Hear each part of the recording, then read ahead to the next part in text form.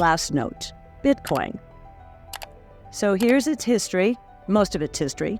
And you can see we have been in effectively a bull market with higher lows since its inception. And here we are again, we're on the way up. I think what happened this year is quite significant. It happened that the Bitcoin moved up during a risk-off, very important risk-off moment, the regional bank crisis in March. It went from 19,000. This is a long-term chart. So what I'm telling you is an intraday.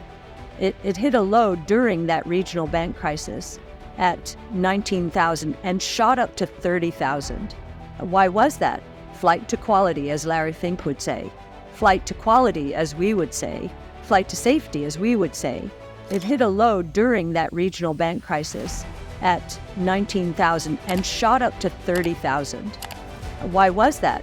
Flight to quality, as Larry Fink would say. Flight to quality, as we would say. Flight to safety, as we would say.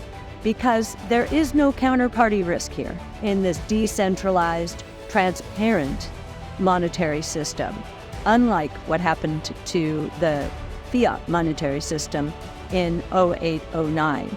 And I think more people are beginning to understand that this is not just a risk-on asset. When the markets are feeling really good, Bitcoin tends to do very well. But can you believe it's also a risk-off vehicle? And more investors, including institutions, are beginning to understand this. So this is innovation at its best, and it is one of the 5 major innovation platforms around which we have centered our research. So robotics, energy storage, artificial intelligence, blockchain technology, and finally, multi-omic sequencing. The other thing that happened actually this week was an executive order on artificial intelligence, which we think can be described as serious overreach and certainly favors the incumbent, and we think would really hurt innovation.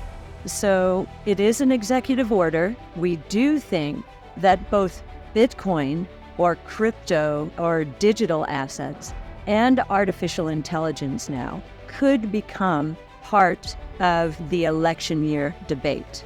It seems like both groups, the Bitcoin and crypto digital asset community and the AI community, except for maybe the largest players, are both up in arms about this executive order. If it becomes an election year issue, we believe that candidates will distinguish themselves with their points of view on these topics. And what I found interesting in our brainstorm today is that both of these, the crypto/digital assets controversies vis-a-vis this administration, and now the AI controversy, both of them are bipartisan. So they will get some attention, and if there is a change in the administration, of course that executive order will probably be no longer because, again, we think it's going to become an election year issue. And many people look at what's going on now and say, this is a recipe for inflation. The way to get out of debt is to inflate it away. We don't think that's going to be the case, and we'll get into a few indicators in a moment that support our view that actually the risk is not inflation moving forward, it is deflation. So now let's skip on to monetary policy. Now, Chairman Powell this week during his comments after the board meeting, I think he had an inkling that the employment reports this week were going to be weak. I think he probably had a sense of initial claims, they went up, but also perhaps an early read on the employment report, which today was very weak. And one of the reasons it is so weak is this chart. So this is money growth, M2 growth on a year-over-year basis, going back into the 60s, early 60s.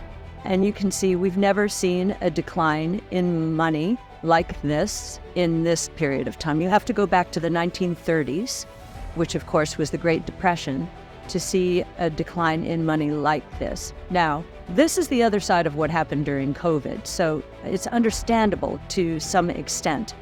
But now we're soon going to be lapping one full year of negative money. And so the course correction has taken place, we believe. If money doesn't pick up, we will conclude it's becoming a serious drag on the economy.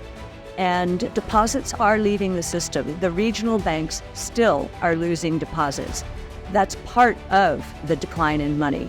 And that's not a good thing. In fact, the KRE Regional Bank Index is revisiting its March lows when we were in a crisis around the regional banks. So the regional bank index is a warning that Fed policy has just overdone it here. We hope it doesn't break down the index, and it is possible that some of the numbers coming out now are making the case for a Fed pivot so clear that the regional banks will not face as stiff a competition from money market funds and will be able to attract deposits again. So this is M2, still declining year over year. And here is the yield curve. Now, we've talked about the yield curve here many times. Here's the picture going back into the 70s. This is the 10-year Treasury yield minus the 2-year Treasury yield. And when it's below zero, it means that short-term interest rates are higher than long-term interest rates, which is not normal, as you can see from this chart. And you can also see that typically when the yield curve inverts, we are either in a recession or not far from a recession. And we would say we've been in a rolling recession for the past year and a half. The yield curve inverted for the first time in July of 2022, so it has been more than a year.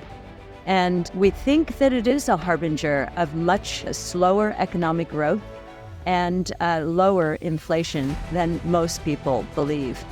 The other point we like to make about this chart is, to see a yield curve going down to minus 1% or 100 basis points, just like it did in the early 80s today, is quite something because the base of rates is so much lower.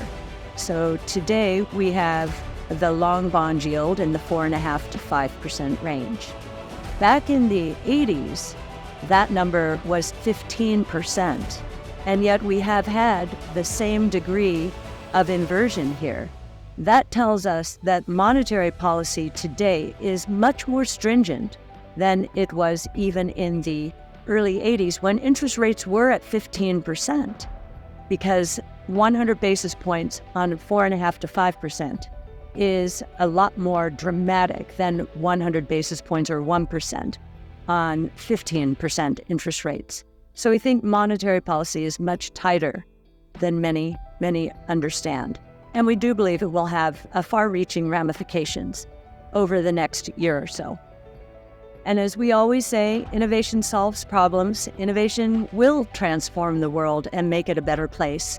And, it's been such an interesting journey during this interest rate increase, all the fear, investors running back to their benchmarks, selling innovation, selling long-duration assets. So thank you once again, and we will look forward to presenting again next month.